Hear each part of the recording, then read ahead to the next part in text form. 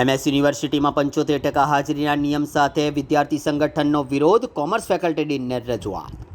વિશ્વવિખ્યાત વડોદરાની મહારાજા સયાજીરાવ યુનિવર્સિટીની commerce ફેકલ્ટીમાં SY અને TY બીકોમના વિદ્યાર્થીઓ માટે 75% હાજરી ફરજિયાત કરવાના મુદ્દે વિદ્યાર્થી સંગઠન AGSUએ આજે વિરોધ નોંધાવ્યો છે।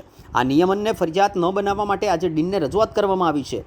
MS યુનિવર્સિટીની કોમર્સ ફેકલ્ટીના સેકન્ડ યર અને થર્ડ યર બીકોમના વિદ્યાર્થીઓ માટે 75% હાજરી ફરજિયાત ન કરવા અંગે વિદ્યાર્થી સંગઠન દ્વારા આજે ફેકલ્ટી ડીનને આવેદનપત્ર પાઠવી રજૂઆત કરવામાં આવી છે। અગ્રણીઓના જણાવ્યા મુજબ કોમર્સ ફેકલ્ટીના અનેક વિદ્યાર્થીઓ CA, CS સહિતના પ્રોફેશનલ કોર્સની તૈયારી કરી રહ્યા છે।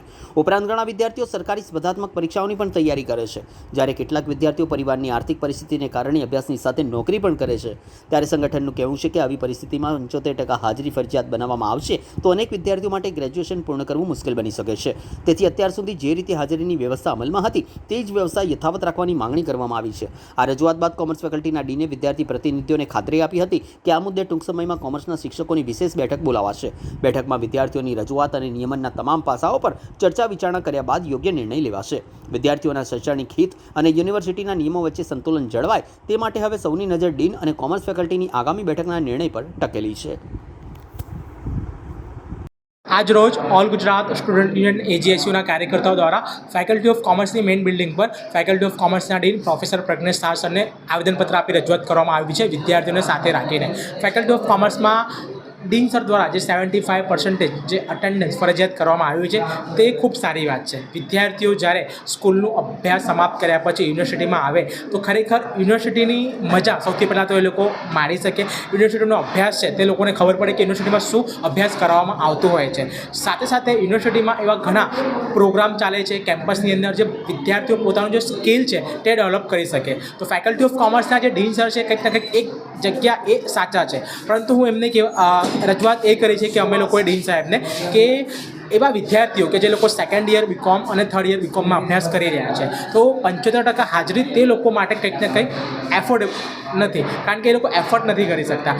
મુખ્ય કારણ એ છે કે વિદ્યાર્થીઓ અભ્યાસની સાથે સાથે એ લોકો નોકરી કરતા હોય છે, ઘરની આર્થિક પરિસ્થિતિ એ લોકોની જે છે તે એટલી સારી હોતી નથી। પ્રોફેશનલ અભ્યાસ જેમ કે CS, CA, CMA લોકો કરતા હોય છે, એની સાથે સાથે વિદ્યાર્થીઓ ગવર્મેન્ટ કોમ્પિટિટિવ પરીક્ષાની પણ તૈયારીઓ કરતા હોય છે। તો આ 75%નું જે અટેન્ડન્સનું જે ક્રાઇટેરિયા છે તે સેકન્ડ યર બીકોમ અને થર્ડ યર બીકોમમાં લાગુ ન કરવામાં આવે તેવી અમારી આજરોજ એમના સમક્ષ જે રજૂઆત છે તે હતી। ફેકલ્ટી ઓફ કોમર્સના dean professor Pragnesh Shah sir દ્વારા કહેવામાં આવ્યું છે કે આ હાલ જે અટેન્ડન્સનું ક્રાઇટેરિયા છે તે ફર્સ્ટ યર બીકોમ સુધી રાખવામાં આવ્યું છે અને અમે જે રજૂઆત કરી છે એ રજૂઆતને ધ્યાનમાં રાખીને એક વીક એટલે કે એક અઠવાડિયાનો જે સમય છે તેમને અમને આપ્યું છે। ફેકલ્ટીના દરેક બિલ્ડિંગના કોર્ડિનેટર જોડે, દરેક ડિપાર્ટમેન્ટના હેડ જોડે અને ફેકલ્ટીના દરેક પ્રોફેસર જોડે ચર્ચા અને વિમર્શ કરીને આવનારી સોમવારના દિવસે જે નિર્ણય છે 75% હાજરીને લઈને તે ફેકલ્ટી ઓફ કોમર્સના ડીન સર દ્વારા આપવામાં આવશે અને અમને આશા છે કે આ જે નિર્ણય આવશે તે વિદ્યાર્થીઓના હિતમાં અને એમના લાગણીમાં નિર્ણય હશે।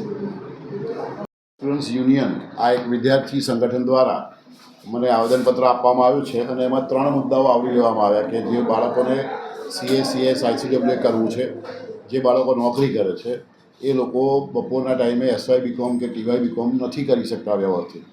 તો હવે મારી વાત એટલી જ છે કે આ એટેન્ડન્સ 75% એ નિયમ પહેલેથી છે, UGCએ કમ્પલસરી આ નિયમ કરેલો છે। મારા ડીન થયા પછી મેં ઇમ્પ્લિમેન્ટ કરવાનું ફેબ્રુઆરી મહિનામાં જાહેરાત કરી હતી।